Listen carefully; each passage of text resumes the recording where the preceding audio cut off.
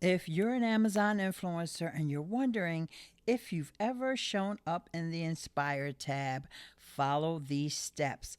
Go over to Inspire and click on the little chiclet icon up at the top right. Pick a category, any category, doesn't even matter. I'm just going to pick cleaning. Notice now at the top right, there's a little notification bell with a little red dot. Lets me know that I have notifications.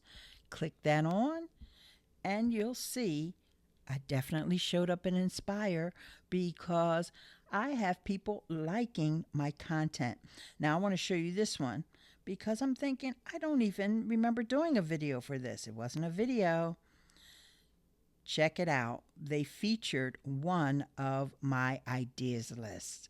So that's how you find out if you've been featured in Inspire. Ready to learn more about the Amazon Influencer Program, a YouTube Shopping Affiliate Program, Bendable, or any of those platforms that can get you paid? Be sure to subscribe and check the description for more details. I'll see you in the next video. It's your girl, Miss Ileane, signing off saying, as always, stay beautiful.